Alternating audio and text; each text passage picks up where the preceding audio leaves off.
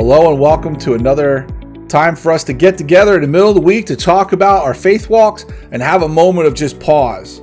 As you're listening to this, I don't know what you're doing, but I ask that maybe, just maybe, when you get done with this, you'll find a chance to look for rest. See, I've noticed that when the changes of the season happen, it's a great time for us to pause and reflect. What was summer like? What were some of your highs, some of your lows? What were the things that you were doing that you enjoyed? What do you want to replicate next summer? What do you want to do better next summer? I find that reflection is a great time to sit and be. I know for me, some of the things that I've reflected on is I want to do a little more fishing. I want to do a little less, maybe a little busy stuff. Own some more of the weekends.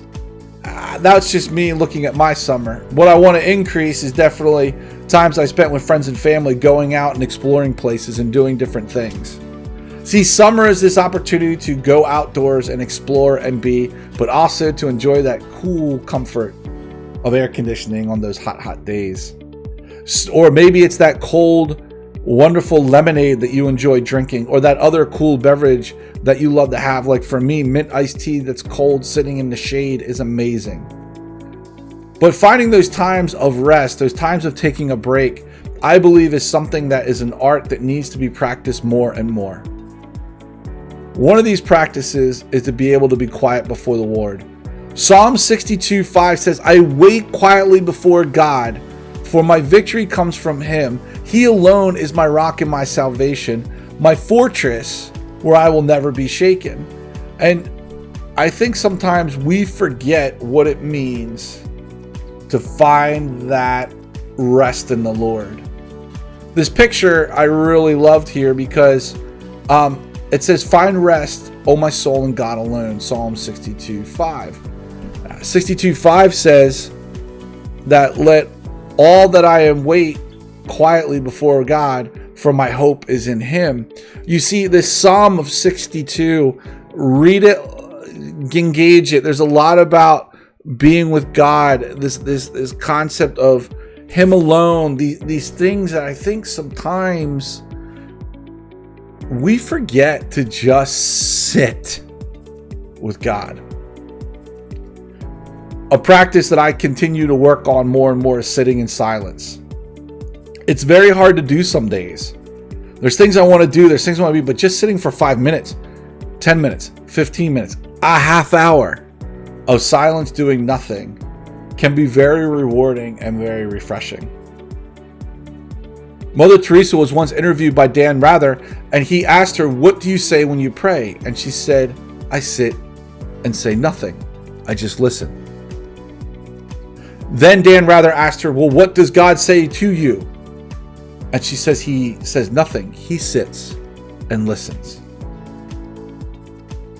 You see, I think a lot of times we forget that we can just sit and listen with the Lord, that we don't have to be crying out our petitions, that we don't have to be constantly in a verbal praise, but maybe sometimes just giving the time to commune with him. See, church, I think many of us do not spend enough time, and myself included, just sitting and listening and focusing and trying to find ways to just listen to God. Turning the volume down in our life so the still small voice can be heard. I meet more and more people in their daily lives that do not practice silence, and I encourage you to do it today. Whether it's in your vehicle before you drive home, or maybe it's on the drive home that you're just turning everything off and you're just in silence. Maybe it's sitting out on your back porch with your favorite drink and just sitting in silence. But try sitting in silence.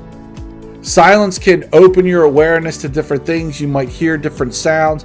Depending on where you're at, it might pull you into nature more. I just find that sitting in silence can be a practice that when we sit and listen for the Lord, something might happen. You might hear something from him. You might be prompted to do something. The Holy Spirit works in a lot of ways, but one of the ways I do know is through silence and turning the volume down in life. Take time to read Psalm 62. Take time to look at what it means to have God as your soul space. What does it mean to start with God first and let everything else build up? Your silence, your communion with God first, and let everything else wrap in around it.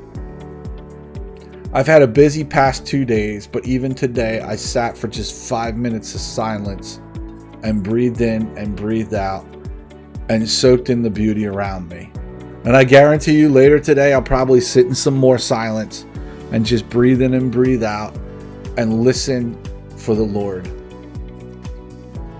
So glad that you tuned in today. Don't forget to like and subscribe and share, because we want to get people to hear what it is that we're engaging with. Because I believe right now God is on the move, as he always is, like a flaming wind that is just blowing and flaring up and moving us forward in our ships of life. So remember, you can always email me at sroth@llmc.org. And thanks for tuning in, and I hope you have a great rest of your week.